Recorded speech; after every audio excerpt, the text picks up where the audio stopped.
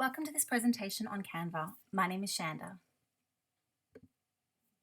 I will overview a critical analysis of an Australian organisation from a sustainability perspective following the topics outlined here.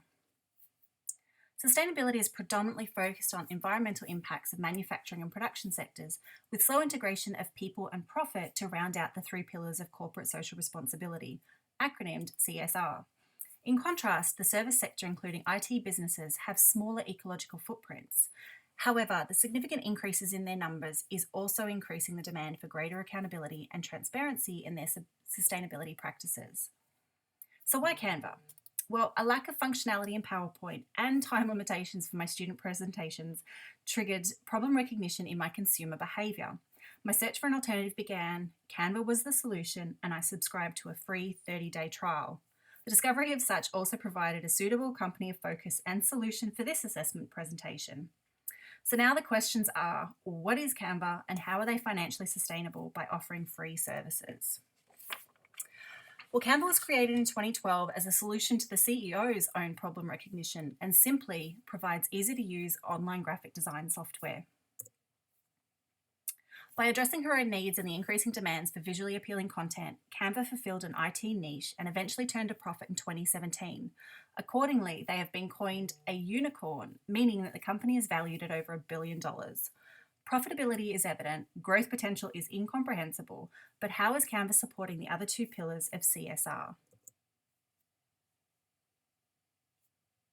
For a company with global reach, unicorn status, and future aspirations to challenge competitors such as Adobe and Microsoft, it was surprisingly difficult to find any information on their website.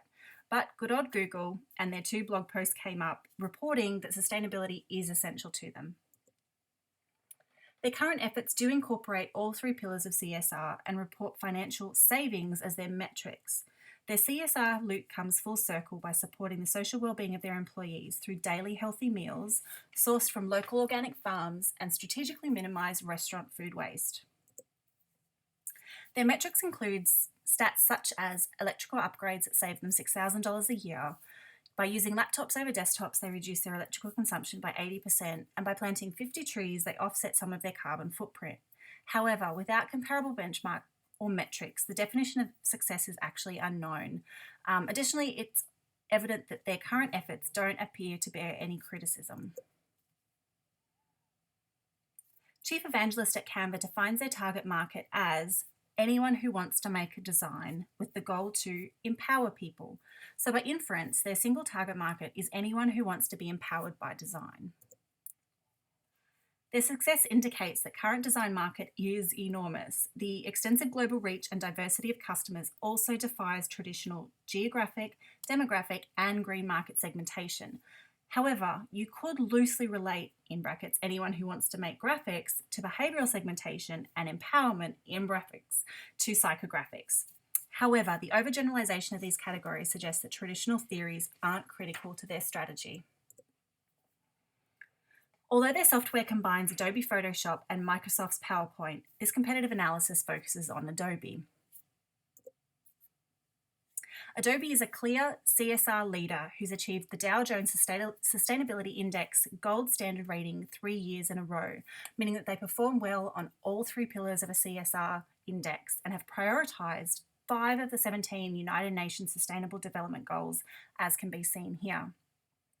Specifically, quality education for them means youth creativity, digital academy, and coding initiatives that support this aspect.